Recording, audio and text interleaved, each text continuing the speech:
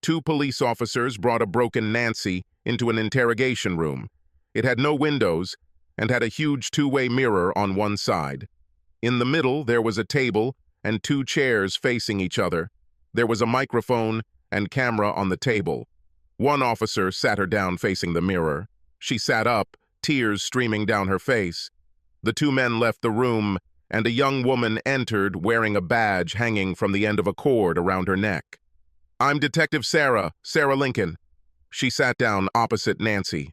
"I know this is a very difficult time for you, but we need to talk about everything, including what happened this morning in the liquor store parking lot." "I've already told the two officers everything, Detective. I've been here for 4 hours, and I need to get home to my daughter." Nancy fell silent and began to cry. The detective turned to the mirror and made a gesture. An officer immediately entered the room with a box of tissues, placed it on the table next to Nancy, and left, closing the door behind him. "My 13-year-old daughter needs me, and I need to go," Nancy begged, with tears in her eyes. "I completely understand, Mrs. Westford, but there was so much crying and sobbing that the two officers did not understand anything. After you called your parents, they went to your house, and they were with your daughter," the detective said in a soothing voice. "I have a few questions. We need to understand the whole situation." She took Nancy's hand. "This is not an interrogation. Think of it as a conversation between two women." "I understand," Nancy sobbed. "Would you like something to drink, Mrs. Westford? Coffee, water?" "No, thanks. I'm fine. Let's just end this conversation, please. Where should I start?" Nancy took a tissue from the box and wiped away her tears. "Let's start from the very beginning. I was born Nancy Stewart. On my first day of first grade, my teacher made me sit next to Steve Westford. He was a very charming boy. He had cool school supplies like colorful pens, a pencil with a Mickey head on top, a butterfly sharpener, and a scented eraser. We became friends and sat together during lunch. In the afternoon, when my mother came to pick me up, he ran up to us and gave me a pen." Nancy smiled. Mom was surprised by his kind gesture. She later told me that on my first day of school, I already had a crush. Since then, we have always been together and did all our classes together. Of course, we always sat next to each other. The whole school knew that we were inseparable. We lost our virginity together on the night of our high school graduation. He was always gentle and passionate. "What about both of your parents?" "They knew that we had been in love since childhood, and that was fine with them. We were in college. I chose business administration, and he chose accounting. He was always very good with numbers. After college, he got a job as a junior accountant at a cosmetics company, and I went to work in the administrative department of a supply company. 3 months later, we got married. Steve was an only child, and we stayed with his parents. Steve said we could save money to buy or rent a house when we have kids. A year later, Stephanie was born. Steve was the happiest man in the world, and I immediately knew that my daughter would become a daddy's girl. After we brought our baby home, he spent most of his time in her room, standing by her crib and either humming or singing. "Did he neglect you?" asked Sarah. "Oh, no. He was a real gentleman." Nancy began to cry again. "Be of good courage, Mrs. Westford. My relatives helped us. They looked after Steph. Steve's mother was a housewife and took care of her when I returned to work. Steve always called his parents by their first names, John and Mary. As Steph grew older, she started calling them by their names too. A real dad's daughter." "What about your parents?" "It was my grandfather and grandmother. Life seemed to be good. No mortgage. Your daughter was looked after by her grandmother, sorry Mary, a loving husband and also a caring father. So what went wrong? When I lived with my mother-in-law, it was as if I was being watched every time. If I was even 10 minutes late getting home from work, Mary would ask if there was heavy traffic on the road. When I went shopping alone, she asked where I was going and when I would be back. When I wore a tight dress to work, she commented on it. It was as if I was living in a prison. Maybe she was too caring. What about Steve? Steve is the nicest person I've ever met. He would never say anything that would hurt me. He once told me that we were in love before we were born. This is my Steve." Did you ever tell him that his mother was watching you? No, never. He was so close to his parents that I never wanted to bring up the issue. I knew that he would immediately find a house and move away from his parents. I didn't want this to happen. Nancy sobbed. He promised to protect me, take care of me, and give me all his love. He always treated me like a queen. Would you like to take a short break, Nancy? Sarah asked in a motherly voice. No, let's finish this. I need to go home. As you wish. Sarah took a deep breath. What was the turning point? After Steph turned 8, John decided to retire early. He bought a 3-bedroom apartment in Naples, Florida, near the beach, and left the house to us. We only had to pay utilities and property taxes. John and Mary still owned the house. When they moved out, I felt like I had my freedom again, but it was heartbreaking for Steve and Steph. I started wearing whatever I wanted. When I came in late at night after work, I didn't have to answer to anyone. My colleagues, who always invited me to their bachelorette parties and whom I had always turned down in the past, were shocked when one Friday night I showed up alone at the bar they usually go to. Steve agreed to let you go to these parties alone? Yes, indeed. He loved me so much that he never refused me anything. He trusted me more than anything in the world. There were single and married women in our group. Some were faithful to their boyfriends or husbands and some were not. Whatever happened during these night walks remain our secret. I always drew a line between myself and the men we met. And then one Friday evening, I met a married man. We talked, we drank, we danced. On the dance floor, he hugged me tightly and I felt the bulge in his pants.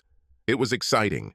After a couple of dances, he led me outside to his car, which was parked in the far corner. He opened the back door and bent me over the seat, lifted my skirt and pulled down my panties. I asked him to put on a condom. He opened the front door and took one out of the glove compartment. Without foreplay, he had sex with me and did it like there was no tomorrow. After he released the seed inside the rubber, he took it off, tied it, and buttoned up his trousers. When he pulled me out of the car, I could still feel my heart pounding. He closed the back door and thanked me for the sex. He got into the car and drove away. I returned to the bar. Why did you cheat on your husband? Because I could. It was exciting and it was just sex. That night when I returned home, Steve was already asleep. I looked at him and cried. I promised myself that I would never do this again. Then I remembered that I had already done this at the altar, in the house of God, in front of friends and relatives. That night I couldn't sleep. I hated myself. The next day I couldn't look him in the eye. He asked me if anything bad had happened. I lied. I told him I didn't feel well. In fact, I was full of remorse.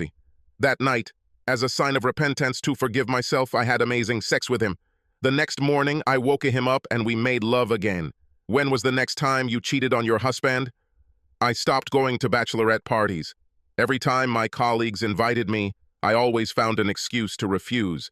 About 6 months later, as they begged me to be present that evening, one of my colleagues, Carmela, our department manager, intervened on my behalf and told them that I was not interested and to leave me alone. Later, during lunch, she came and sat next to me. She was about 50 years old and already a grandmother. She never dated her colleagues. She asked me why I refused to be at the bachelorette party. I replied that I did not want to cheat on my husband by being alone with other men. The temptation was there, and at any moment I could cross the line. She looked into my eyes and asked if I had done this before. At that particular moment, I couldn't lie to her. I told her the truth and how it hurt. As a mature woman, I hope she gave you good advice. Sarah intervened. Nancy lowered her eyes and shook her head. She took my hand and started telling me about her life. She got married young. She had 2 daughters, already married, with children. After menopause, she began to feel old, which she could not accept. She began wearing tight, low-cut dresses, wearing a lot of makeup, and styling her hair like young girls. Her husband handled it well, and yet she was not satisfied. One Saturday after shopping, she was in a cafe, and a young man of about 20 was sitting next to her. After she finished her coffee, he didn't hesitate to ask her if she wanted to have some fun. Stunned at first, she smiled and asked if he knew of a secluded place. The young man drove with her in her car and showed her an underground garage where there were no cameras. He had sex with her in the back seat. She liked it, and most importantly, she felt rejuvenated and full of strength and energy as a woman. They began to meet regularly, and 6 months later, he brought a friend with him, and later, another. Until now, she had taken lovers who were in their early 20s. Her husband never noticed this. She is very careful. I asked her if she had any regrets. She told me that she loved only her husband, and with her young lovers, she only had sex. To rid herself of guilt, she believed, she never allowed herself to make love to them. Making love to her was only for her husband. She also said that if her husband didn't know about it, it wouldn't hurt him. My God, don't tell me you let her influence you? Unfortunately, yes. The bachelorette parties started again, but this time I wasn't alone. Steve thought I was with my colleagues. I decided to have sex with married men only because, obviously, when they cheat on their wives, they will keep everything a secret. You can't imagine how many of them are out there trying their luck to have sex with other women. As long as there is supply, there will be demand, Sarah noted. I always ended relationships after 7 to 8 months. Nancy ignored Sarah's sarcasm. I was afraid that a long-term relationship would pose a danger to my married life. And at the same time, I wanted to know different types of men. After one lover, I paused for 2 or 3 months, and then looked for another. Where did you meet them? As I mentioned earlier, these married men are everywhere. They can be found in every bar. We had sex in motels on Saturdays, and when I went shopping alone, leaving Steve at home to take care of Stephanie and the housework, and during my bachelorette parties or during a long lunch at work. Sometimes, after work, we'd have quick sex in the back seat of my car. You were very busy. Are you ever teared when you get home? How could you live your double life without regrets? I'm used to it. However, I never refused Steve anything. He had me whenever he wanted.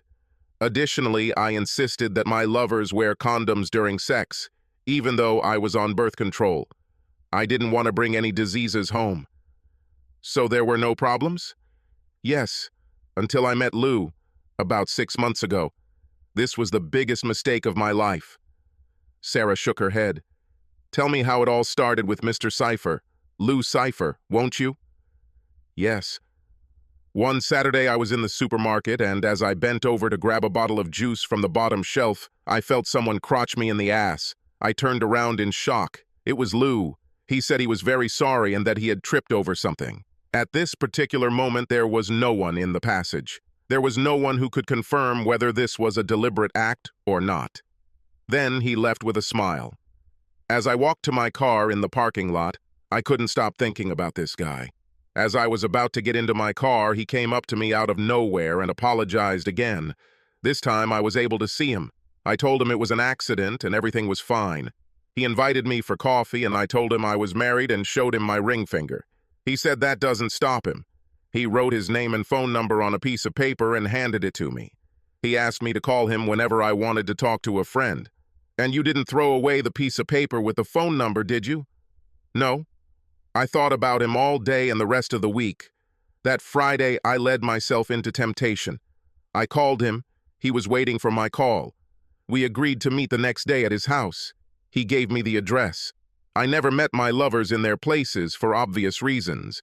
It was exciting to have sex with someone in his own bed, while at the same time, I was going against my rules and beliefs about single men. I decided to try it.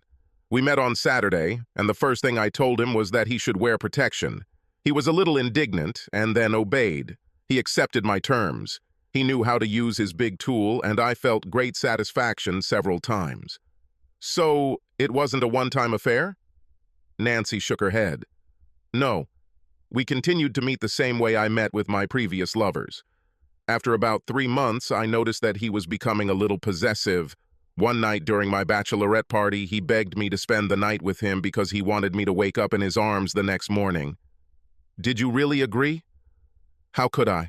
Then he wanted to meet on a more regular basis, which I refused. Then he gave me the powder and told me to add it to Steve's drink during dinner. I did this, and he slept like the dead. Then he came to me at night and had sex with me in my bed while my husband was sleeping next to me. It was crazy, and I told him I would never do anything like that again. That's when I decided to distance myself from him. I stopped seeing him during lunch or after work. I found all sorts of excuses. We met after 3 missed Saturdays.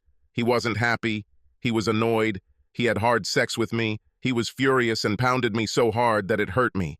After the second round, he asked me to cut Steve off from sex. What have you done?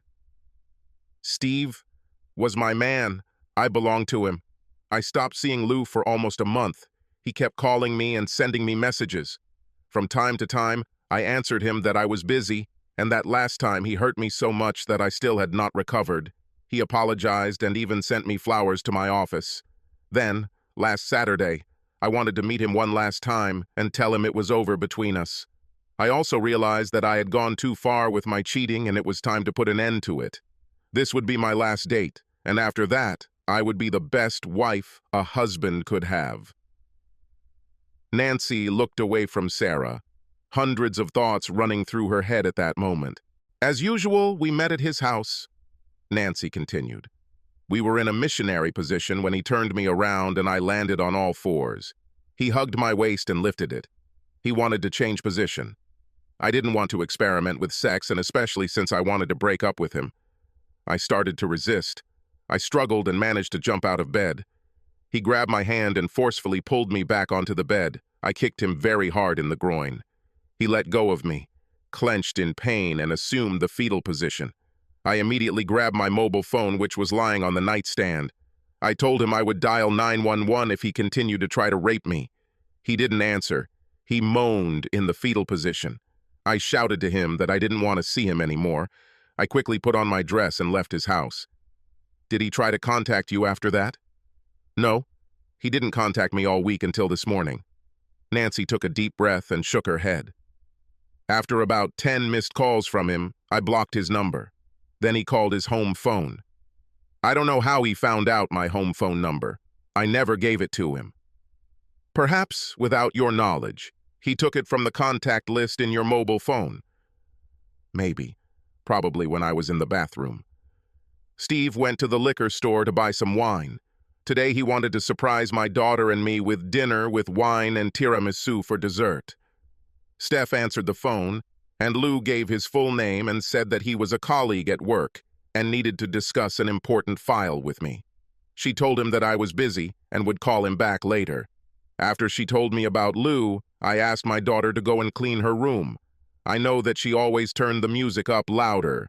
Then I went down to the basement and called him from my cell phone. Nancy fell silent and stared at the floor.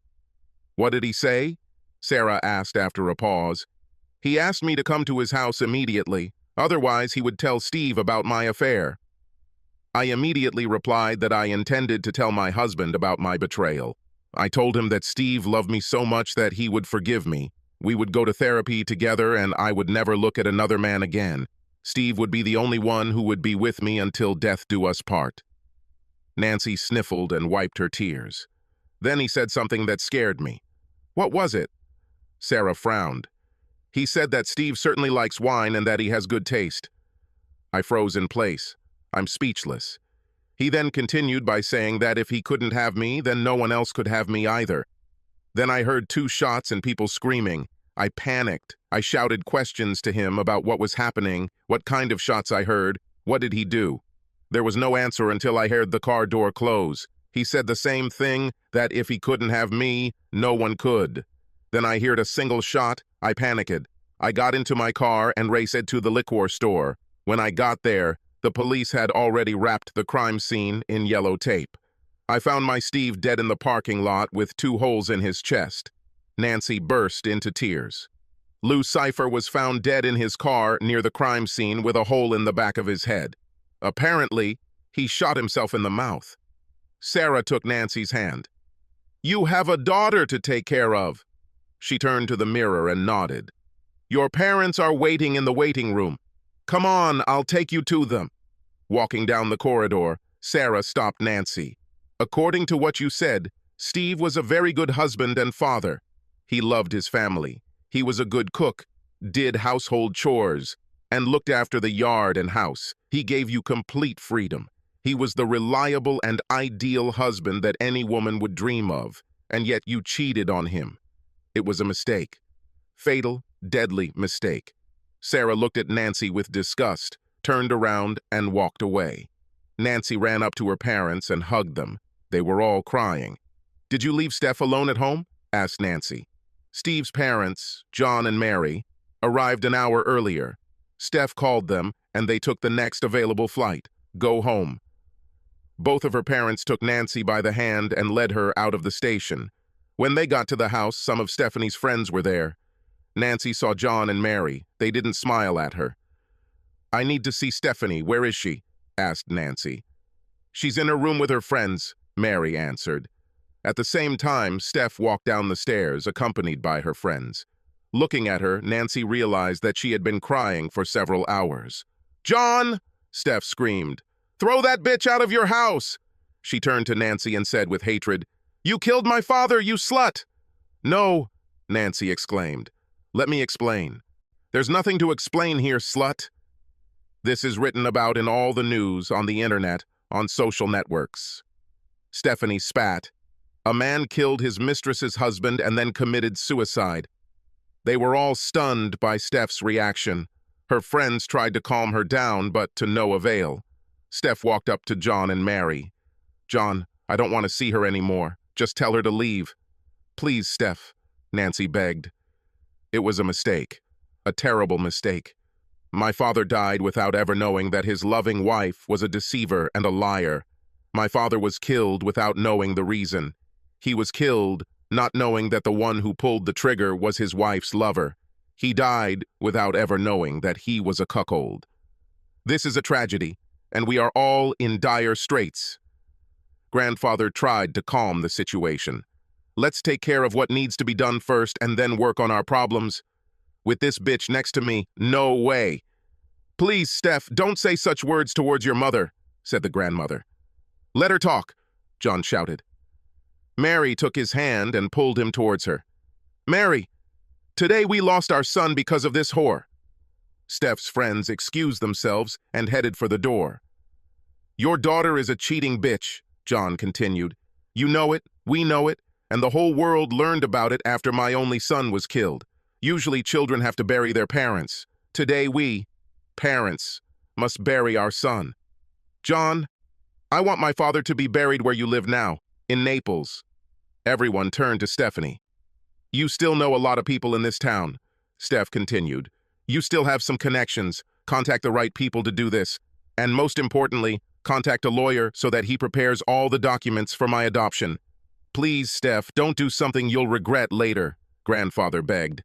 "Please, you can't do this to me," Nancy screamed. "I can't live in the same house with this cheating whore. I can't breathe the same air as her. She disgusts me. I don't want to see her face anymore." Steph turned to John. "Ask her to leave, please." "We are also your grandparents," the grandmother cried. "You are part of our life. Grandma, Grandpa, I love you with all my heart. I respect you and will never forget what you did for me. But your daughter is a bitch, and I can't stand her. I am Westford and belong to the Westford family. You'll take me to school on Monday, John. I will need my documents to transfer to another school in Naples." "Of course I will do it." John pulled Steph towards him and hugged her. "You will also need to sell this house. Too many memories." Steph wiped away her tears. "Nancy, take whatever you want from this house," John said imperiously. "We will donate the rest to charity." Stephanie moved to Naples, Florida. She never forgave Nancy. She only spoke to her grandparents when they called. Once a week, she visited Steve's grave. John and Mary were now her parents. Nancy started seeing a psychiatrist, but after a couple of months, the situation worsened. She had to be admitted to a psychiatric clinic. Her doctor begged Steph to meet her mother just once and forgive her. This would help Nancy in her recovery. Steph flatly refused. On the morning of Steph's 18th birthday, a nurse discovered Nancy's motionless body in her bed and a pool of blood on the floor. At night, she cut her wrists. Stephanie refused to attend the funeral. Yes, fraud always has a price.